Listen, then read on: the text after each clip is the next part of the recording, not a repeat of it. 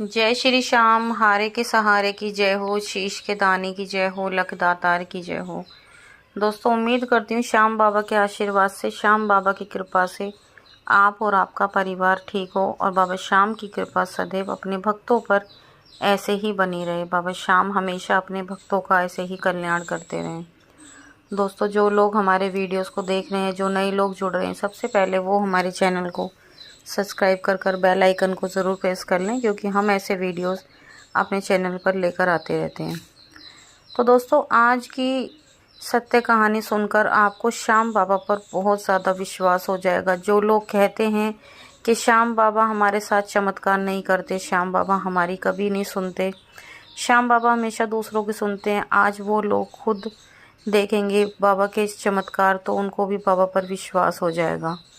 दोस्तों, कहानी अगर आपको पसंद आए तो कहानी को, वीडियो को लाइक कर देना, शेयर कर देना और कमेंट बॉक्स में जय श्री श्याम ज़रूर लिख देना। और कहानी को अंत तक ज़रूर सुने, तभी आपको बाबा श्याम के चमत्कारों के बारे में पता चल पाएगा। तो चलिए, ज़्यादा देर ना करते हुए आगे बढ़ते हैं। आज की जो कहानी है वो दिल्ली के रहने वाले राजेश जी की कहानी है। राजेश जी बताते हैं, ये करीब 2019 की कहानी है। राजेश जी बताते हैं, राजेश जी के पास सब कुछ था। उनके पास पैसा, धन दौलत सब कुछ था और उनका काम वगैरह भी बहुत अच्छा था। ऐसा था, उनका कपड़े का बिजनेस था, उन्होंने अपना कपड़ों का व्यापार कर रखा था और उन्होंने अपने एक दोस्त के साथ पार्टनरशिप में काम कर रखा था। पार्टनरशिप में उन्होंने काम कर रखा था, काम अच्छे से चल रहा था, सब कुछ अच्छा चल रहा था। और उनके 2 बच्चे हैं, एक बेटा और एक बेटी। उस टाइम उनके दोनों बच्चे छोटे थे। अब होता क्या है, उस दौरान उनकी माँ को कैंसर हो जाता है। दोस्तों, आप सभी लोग जानते हो कि ये ऐसी बीमारी है जिसमें इंसान पूरी तरह बर्बाद हो जाता है। उसके बाद भी इंसान की बचने की कोई उम्मीद ही नहीं होती। उम्मीद मतलब इंसान के बचने के 1% भी चांस नहीं होते।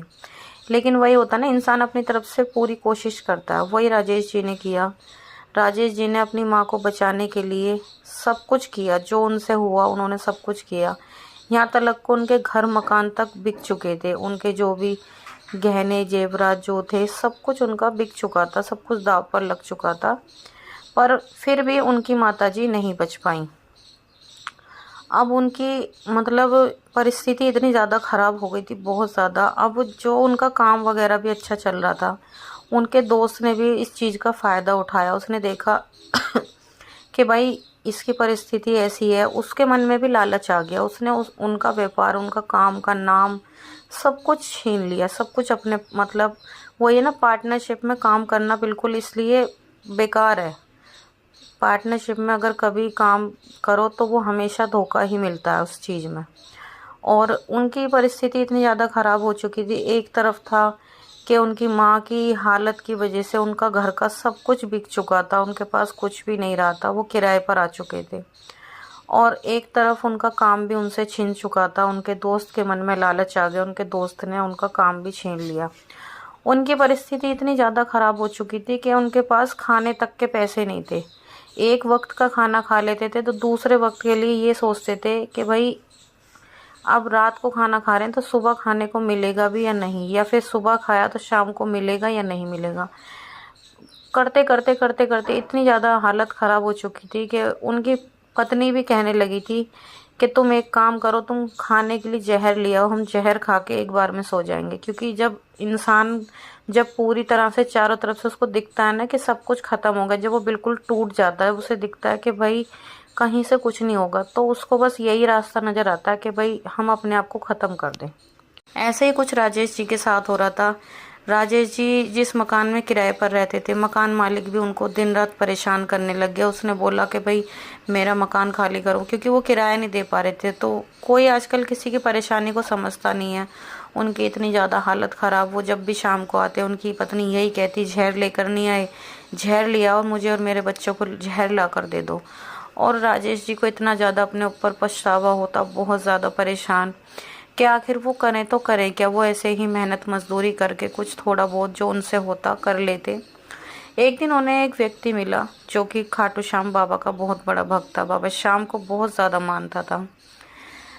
तो उसने राजेश जी से कहा कि तुम खाटू श्याम जी चलोगे, क्योंकि राजेश जी की परिस्थिति इतनी ज़्यादा ख़राब थी कि उसको पता था कि ये बहुत ज़्यादा परेशान है। तो इसलिए उसने राजेश जी से कहा कि तुम खाटू श्याम चलोगे। तो राजेश जी कहने लगे, भाई कौन है खाटू श्याम जी, मैं नहीं जानता कौन खाटू श्याम जी। उसने बताया कि ऐसे ऐसे राजस्थान में खाटू श्याम जी हैं, जो भी इंसान परेशान होता है, हार जाता है, बाबा श्याम उसकी ज़रूर सुनते हैं। तभी राजेश जी ने कहा कि भाई सबसे पहली बात तो मेरे पास जाने के लिए एक फूटी कौड़ी नहीं है, मेरे पास पैसे ही नहीं है, मैं अपने बच्चों को 2 वक्त की रोटी भी नहीं खिला पा रहा ठीक से, तो मैं इतनी दूर कैसे जाऊंगा। और अगर वो सच में हारे के सहारे हैं तो वो खुद पे खुद मेरे को बुलाएंगे, मेरे दुखों को दूर करेंगे।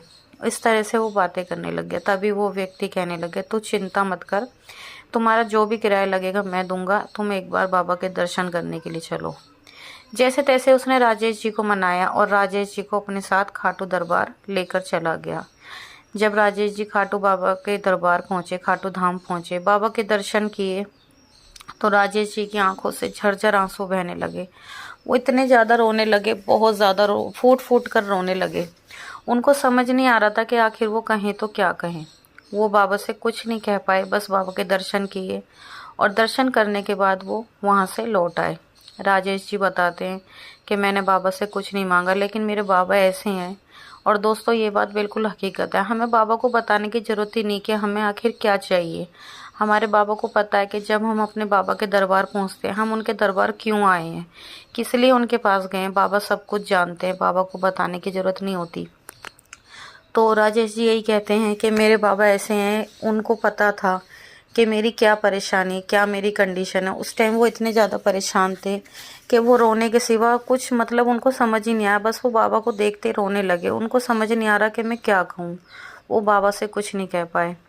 तो दोस्तों आप यकीन नहीं करोगे, जब बाबा के दर्शन करके राजेश जी वहाँ से लौट आए, वहाँ से लौटने के करीब 1-1.25 महीने बाद उनको एक अच्छी नौकरी का ऑफ़र आया। खुद से खुद उनके पास फ़ोन आया जॉब के लिए, और उनकी पहली सैलरी जो थी 25,000 थी, जो कि उनके लिए उस टाइम बहुत कुछ थी।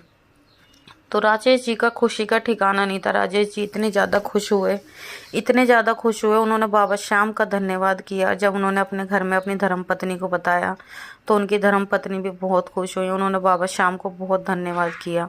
और जहाँ पर उनकी जॉब लगी, वो भी श्याम बाबा को बहुत ज़्यादा मानते हैं, बाबा श्याम के भक्त हैं। वो बात उन्हें जब पता लगी, जब वो जॉब करने के लिए वहाँ पहले दिन ऑफिस पहुँचे, जब उन्होंने देखा वहाँ श्याम बाबा का निशान लगा हुआ था, तभी वो समझ गए कि ये मेरे श्याम बाबा ने ही मुझे नौकरी दिलाई है। और उन्हें पता लगा, धीरे धीरे जब वो जॉब करने लगे, उन्हें पता लगा कि ये भी श्याम बाबा को मानते हैं। और नौकरी इतनी अच्छी जगह लगी, जब ड्यूटी गए, ड्यूटी जाने के करीब 4 से 5 दिन बाद ही उन्हें वहाँ से कुछ एडवांस भी मिल गया, जिसकी वजह से उन्होंने घर का किराया भरा और अपने घर का राशन वगैरह लेकर आए।